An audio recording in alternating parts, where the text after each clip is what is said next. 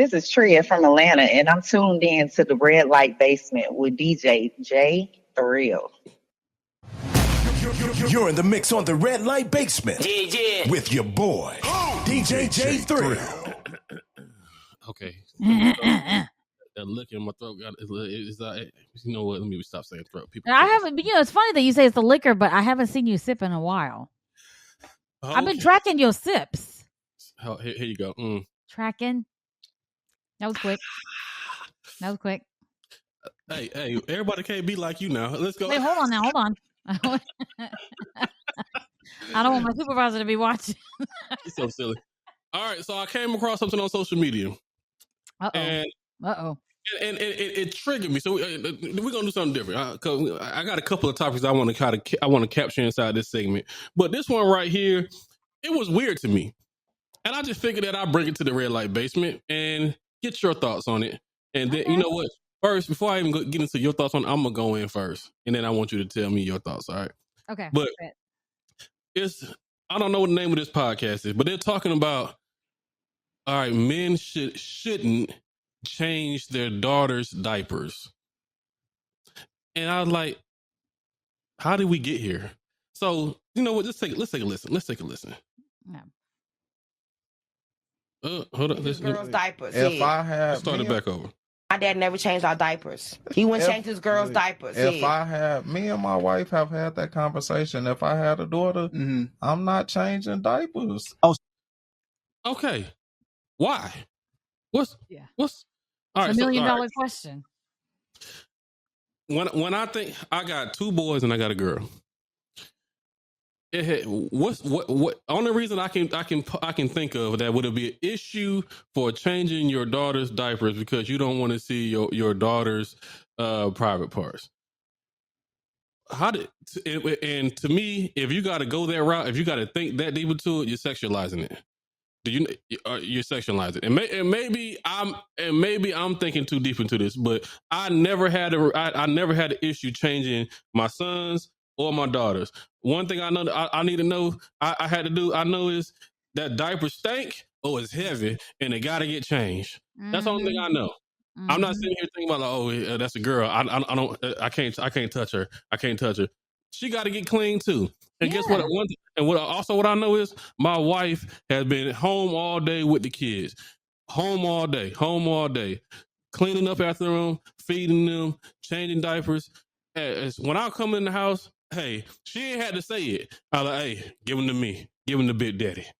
Daddy's home. I got you from here, boo. You go ahead and rest. Prop your feet up. I got you. Mm-hmm. But I don't see what the issue is with changing your daughter's diaper.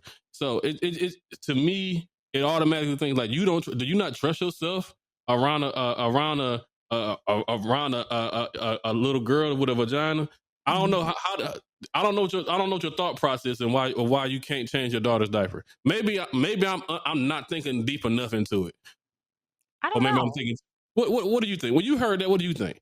I'm going to be honest with you. Like, sometimes I take things a little too literally. Mm-hmm. And so when I saw this, I didn't go there immediately. I went to, because she's a girl, you're not going to change her diaper. But if it was your son, you would. Not from a sexualized standpoint. By the way, I'm proud of you for taking another sip, and I didn't even have to guide you through that. Kudos, growing up. But, like, I just looked at it like, well, what's that? What does that mean? Like, because you didn't, for some reason, I don't know, maybe I'm just toxic. But I was like, is it because you didn't want a daughter? You wanted a son? And so you're taking it out on her by not changing her diaper?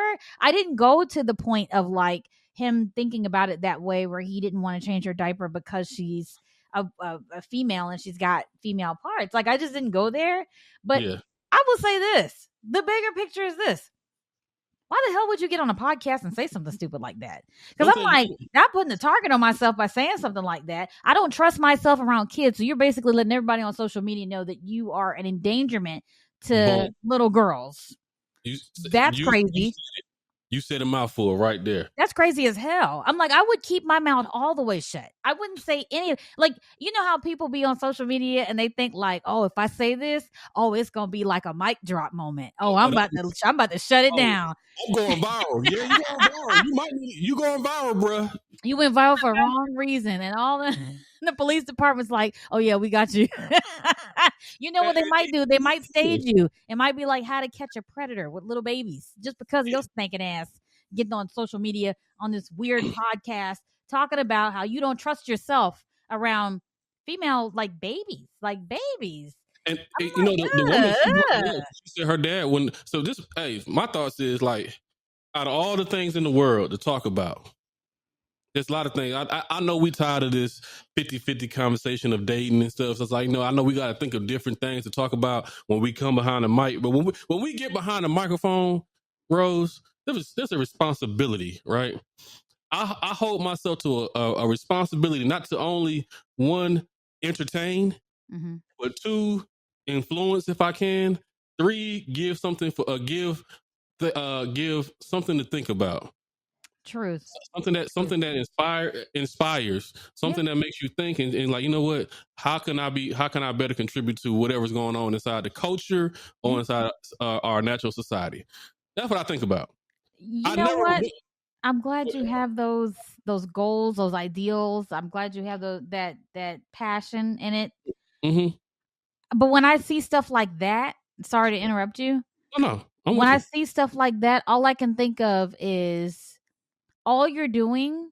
Well, first of all, you're doing two things. One, you're making yourself look bad. This is bad. It's not going to go the way you probably think it's going to go. You're making yourself look bad. And then two, you're blowing her podcast up. That's the whole reason she invited you.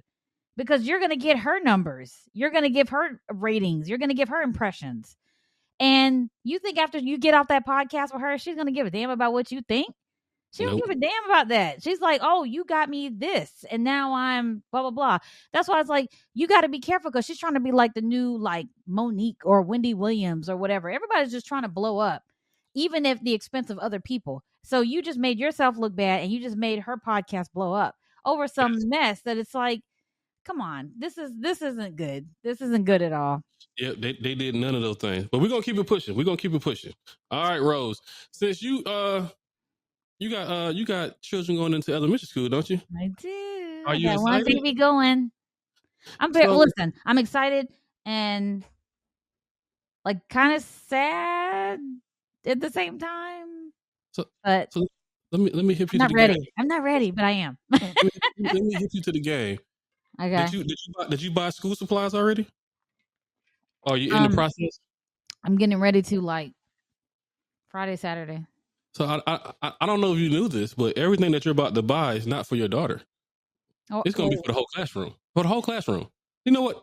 Let me play this little clip for you real quick. Let me play this little clip real quick. Nothing. Anything that my kids need to succeed, you provide everything. Okay? I'm not providing anything but the body. And I'm barely doing that. You better be glad I'm doing that. And then also, so I'm going to say this since no other parent is saying it. And I'm definitely qualified because I have 5 children. I have 2 sets of twins and a teenager. I'm a parent who does not buy school supplies. The reason nobody's saying it is because the rest of us are buying our kids' school supplies. And apparently we're buying your kids' school supplies too. Are we still debating this? It's 2025. I thought we were all in agreement that if these people are going to be watching our kids for 8 hours a day, we're going to buy them whatever they need. If my daughter's teacher needs gas money to get to the school so that she can teach my daughter, baby, meet me at the gas station and I will fill your car up. I don't know about that. I love the spirit, though. I love her spirit. The first lady, because obviously this was like a TikTok. This was the second woman was reacting to what the first woman said. Yeah, there are elementary school kids. There are a lot of kids that don't have school supplies. So what the school asks you to do is they give you this big list. They provide you with this big list, and you got to get 3 or 4 boxes of tissue. You got to get 3 or 4 packs of pencils and color pencils and markers and stuff like that. That's not for your child. That's to supply the whole classroom to get through the whole school year for all the kids inside the classroom. I don't necessarily disagree with it because I know that there are some that are unfortunate. I realize this, Rose, but I also know that there's some sorry scalawags. That's what my mom used to call them. Like that first woman. She ain't wrong. don't buy no school supplies. That's the teacher's job. No, that's not the teacher's job. That's not the teacher's job. It's not the teacher's job. No, unless the school has a budget. If the school has a budget for it, and if I don't know, it depends too. If it's like the teacher's responsibility to use the budget to do it, or if they have someone who's over the budget to order on behalf of the teacher, then I would understand that. But in terms of like, if you're talking about her responsibility, like her personal finances, and she's supposed to be shelling out for that, no. Because a lot of teachers do that. They will dig into their personal finances to decorate their classrooms and try to make it nice and homey and stuff like that. I can believe that. Try to buy little pillows for the kids to sleep on and stuff like that. For nap time for elementary school kids. So, but at first I was one of them parents like, man, I'm taking care of me and mine. That's it.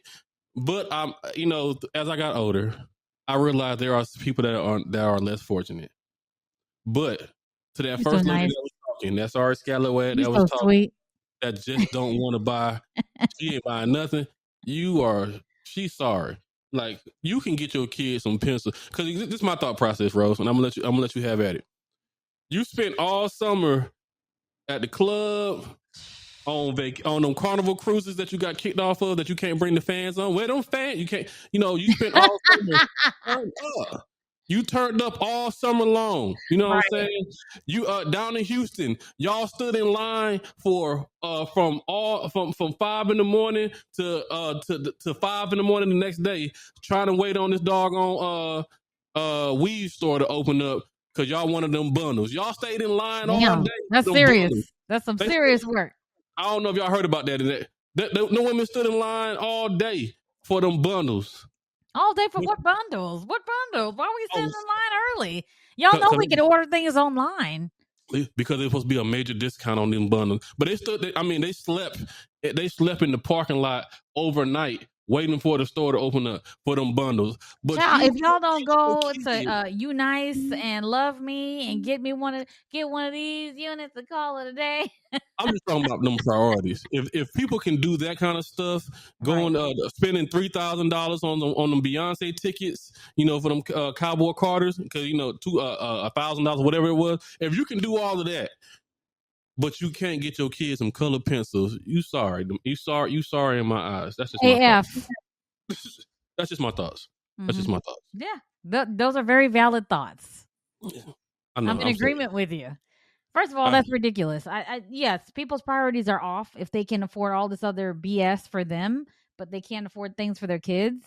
Like you can go to the Dollar Tree and get some of this stuff. You can go to Dollar General, and this is like tax-free month too. Like, so you can go and get your kids' stuff, and you don't have to pay taxes on it for the school, school year, stuff. So it's like you can manage it, and on top of that, it's like twice a year. So it's doable. Exactly. Unless they go to like a really expensive school or something like that. I can't speak to that because my kids are not going to super. Well, they are expensive, but you get what I'm saying. They're not like private schools. We provide the best we can do as far as everything, education. We do the best that we can do. Absolutely. Let's go ahead and get back into these hits, Rose, because I'm getting frustrated just thinking about these sorry behind parents. Who the hell are you telling? Sorry behind parents who can't change diapers, and these sorry ass parents. Excuse my language. That sorry parents that can't buy their kids school supplies. I'm just sickening. Just you know what? I think this calls for a shot. Where's your flask? It disappeared. Sipping. I'm watching you. You better sip.